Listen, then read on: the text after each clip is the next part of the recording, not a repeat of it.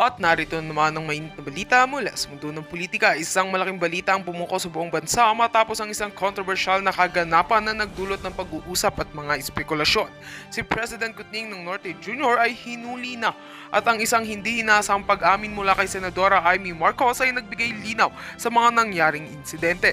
Pumapalo naman sa mga headlines si Vice President Sara Duterte na ngayon iniisip na ang kanyang posibleng hakbang sa mga susunod na taon. Ayon sa mga ulat, ang Pangulo ng Pilipinas ay inaresto ng mga otoridad ng walang babalak. Ang mga opisyal ng gobyerno ay hindi pa nagbibigay ng buong pahayag kung anong sanhi ng pagkakahuli kay PBBM. Ngunit ayon sa mga insider, ito umano ay may kaugnayan sa isang malaking iskandalo na kinakasangkutan ng ilang membro ng kanyang administrasyon.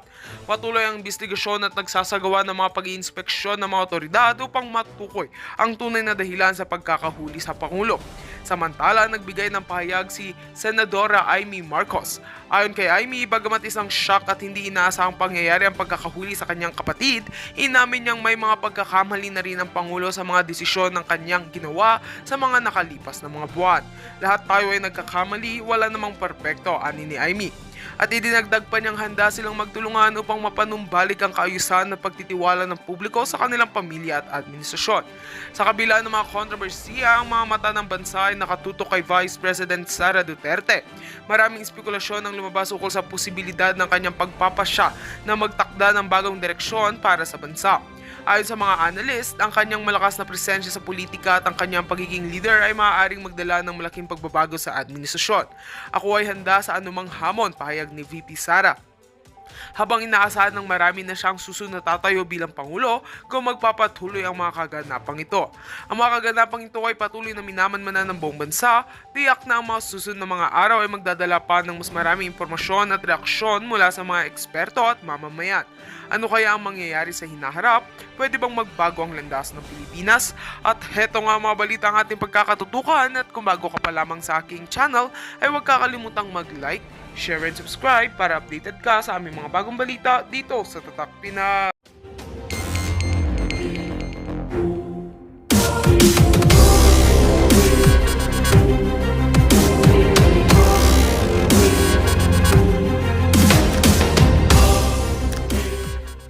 Left me a document, dalawang papers in a folder.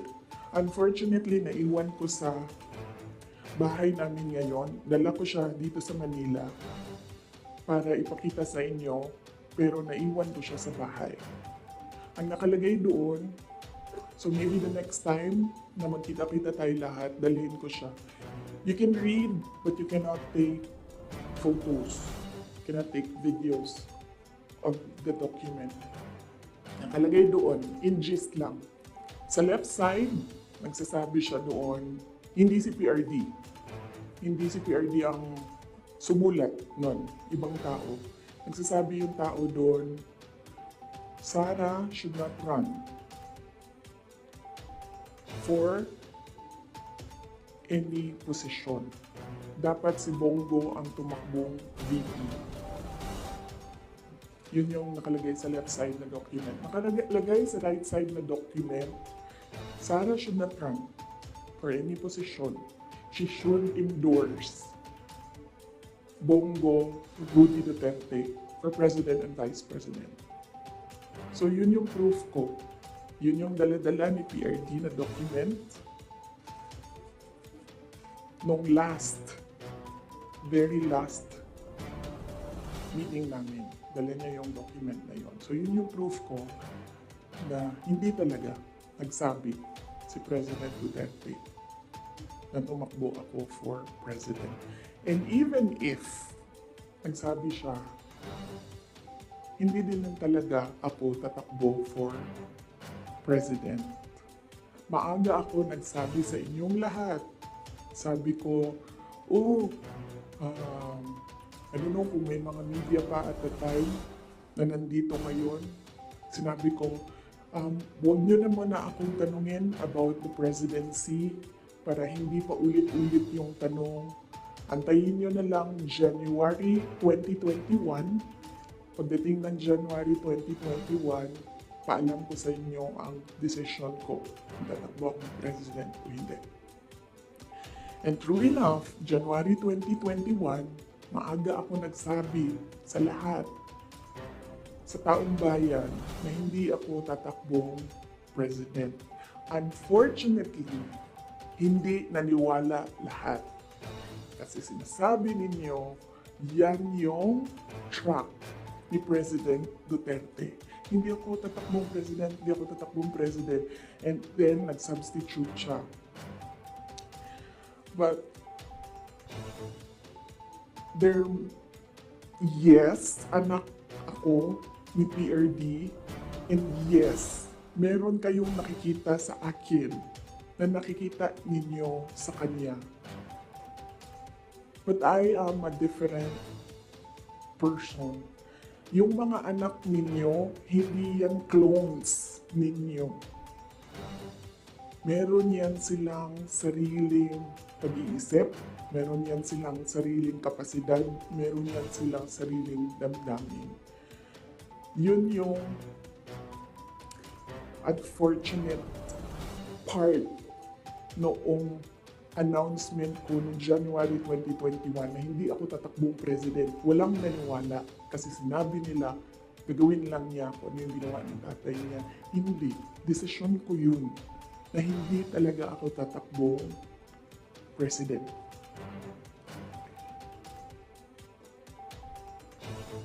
Because at that time,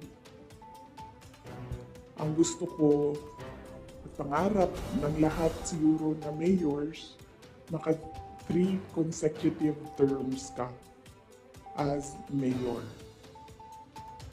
Okay. So, klaro na yon. May questions doon? Yes, ma'am. Right. Sino po yung nagsulat doon sa folder?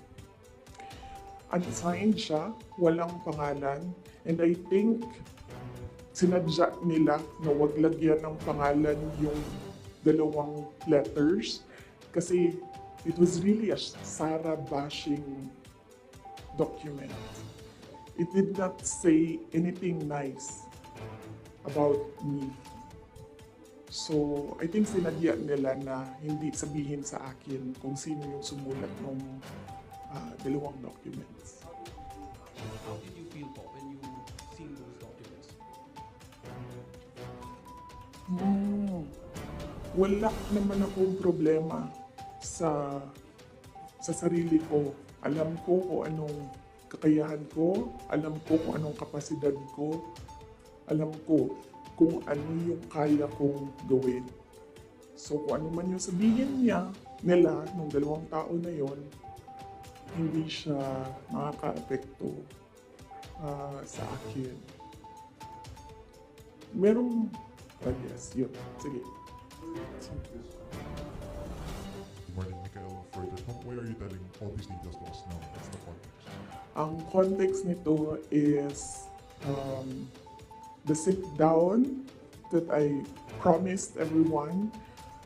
Nagsabi ako na mag-sit down ako. Merong mga questions noon na sinabihan ko kayo na it needs a sit down.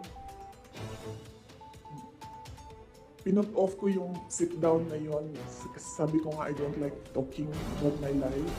So hindi ko siya ginawa. Related siya sa letter A, PBBM's deception claim versus VP SD. So, kailangan ko kasi sabihin sa inyo ang simula hanggang ang huli. So, chronological order ko siya para maintindihan niyo yung kwento. So, yun. Yung deception. Actually, nung narinig ko yung deception,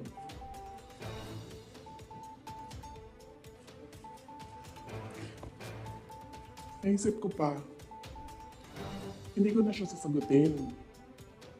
Kasi, for the love of God, presidente ka na. Importante pa ba yung nararamdaman mo?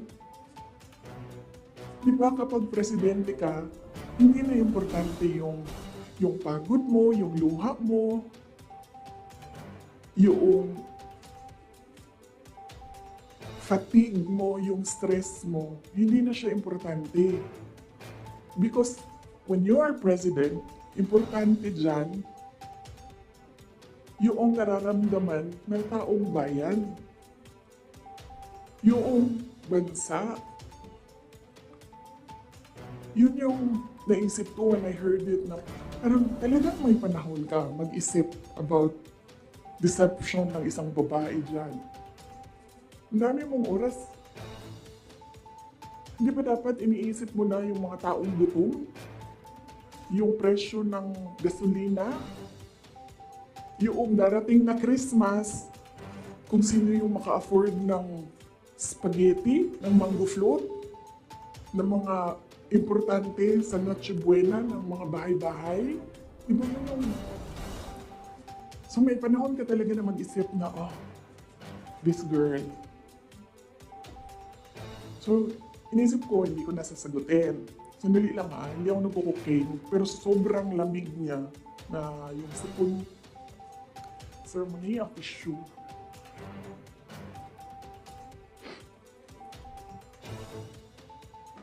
O wag niyo lang hina-answer kasi sa sobrang dami natin. Tissue lang sir, may panyo. Ay, may panyo. Huwag niyo i-off sir kasi sa sobrang dami natin, mamamatay tayo dito pag walang aircon. Kasi hindi iikot yung hangin. Okay, hindi ako umiiyak, hindi ako nagko-cocaine. Malamig yung aircon. Okay. So yun, hindi ko na siya sasagutin. Kasi naman, hindi naman siya mahalaga sa bayan. Pakialam natin sa kung anong nararamdaman ng President at Vice President, di ba? Ako gani, sabi ni Saya pa, dawat-dawat raman na. Di ba? Dawat-dawat raman na. Ako, ginatira ko nila kada adlaw. I am a subject of a Mega Millions PR attack. I am a subject of a House Committee hearing.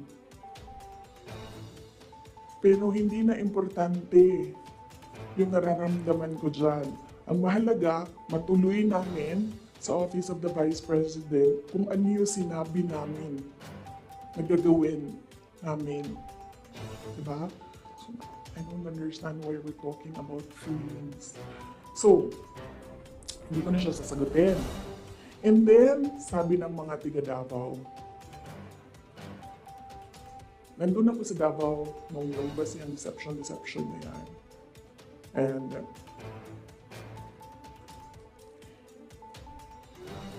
iba-iba na yung reaction ng mga tiga Davao.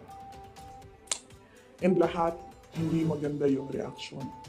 Yawa na siya may nangilad, siya pa'y nang budol, siya pa'y bagagnaw, nga musulti, na I was deceived. So I thought, well, I will not talk for myself, but I will talk for all the Filipinos na ang nararamdaman nila ay hindi nabalik ang justice ng boto nila.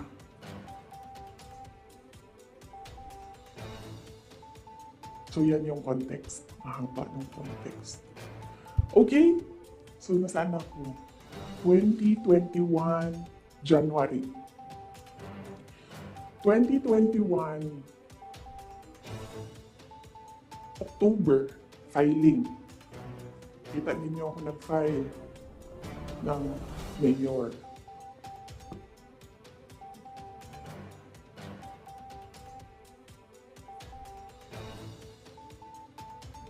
Mayor talaga yung tatakbuhan ko. Masakit sa akin na naririnig yung mga tao na we are disappointed in you. Kasi sa pagtakbo ba, dili man gud na siya kana ganing kung ingnan ka sa mga tao nga, daganday, mudagan na lang ka. Munaw-nak po daw ka. Mudagan ko, presidente, inganyan may tabo. Nagkaroon ako ng SWOT analysis para lang takbo o hindi. Diba? Lahat ng pumapasok sa opisina ko when I was mayor, meron akong paper nakahati ng ganyan. Okay, ikaw, you give me a pro and a con. You give me a positive and a negative running for president. Ganyan yung ginawa ko. And unfortunately, mas maraming negative kaysa sa lumabas na positive. And honestly, sa totoo lang, sabihin ko sa inyo, ang number one doon na positive, ganito lang. Ganito kasimple. Pangarap ko magkaroon ng effigy na sinusunog. Totoo yan. Because I feel na parang, wow.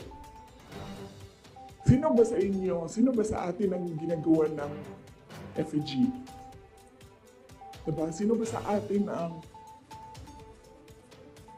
meron talagang tao na hindi matutulog ng ilang araw para gagawa ng effigy tapos susunugin? Diba? So naisip ko, when I become president, meron akong effigy. Susunugin nila and magpapapicture ako doon. Kasi hindi lahat ng tao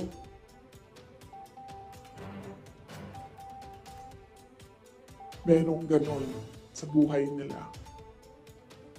And then another positive was, mapupuntahan ko na lahat ng sulok ng Pilipinas. Makikilala ko na lahat ng mga tao, mga kababayan ko sa Pilipinas. Mapupuntahan ko lahat ng mga bansa na madaming Pilipino na nagtatrabaho doon, na tumutulong sa ekonomiya natin dito sa bansa. One of those positive things na nalista doon, na nasabi ko, kung makapunta ako doon sa kanilang lugar, baka naman ma-inspire sila na gawin kung ano yung ginagawa sa Davao City. At the time, bago ako bumaba for mayor, Davao City, nabayaran namin yung utang ng Davao City. 0 ang utang ng Davao City. Number 4 kami sa competitiveness across the country among all HUCs. Number 8 kami sa pinakamayaman na syudad. Insurgency-free kami. Ang dami naming awards. If I remember the number right, 117 awards. 2016 namin until 2022 ang mga recognition namin sa lahat ng ginawa namin sa Davao. Hindi na nila kami matalo sa most child-friendly city in the Philippines. Nag-Hall of Fame na kami sa Davao. So naisip ko, baka naman, kung mapuntahan ko yung ibang lugar, may isip nila na, pwede yan dito sa amin. That will improve the quality of life of our kababayans. So anyway, sana ako.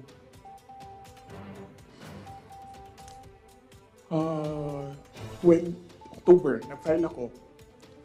Pagdating ng late October, after deadline ng filing, tumawag sa akin si Senator Amy Marcos.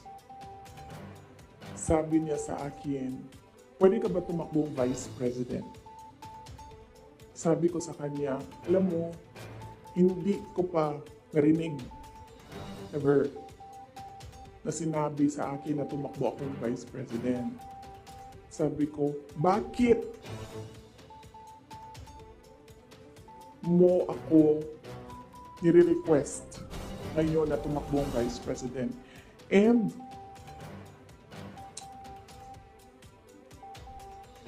I'm happy that she was honest enough to say, kasi matatalo kami ni Lenny kung hindi mo dalahin ang Bisaya. It was very straightforward. Now, it was all about winning, sinabi niya sa akin. So sabi ko sa kanya, Bisaya naman din ang ato ang istoryahan din ni tawagan ninyo si Bato de la Rosa. Ask him to slide down to VP, tumatakbo siyang president. And then ang answer niya was, nah. And then I told her, well, ask PRD to run as your vice president. And then she said, well, that's a closed book already kasi tumatakbo si BG. So, ask BG to run as your vice president. Mga Bisaya ang natanan.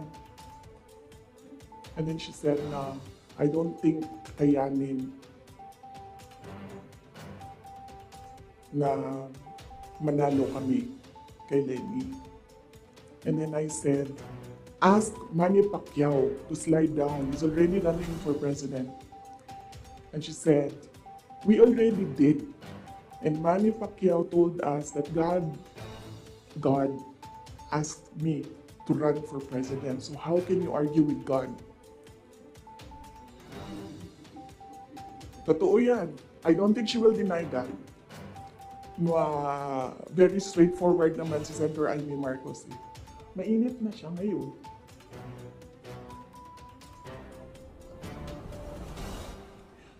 So, I said, sabi ko, it's never been talked about. I need to talk to my family and I need to see kung mananalo ba ako for Vice President.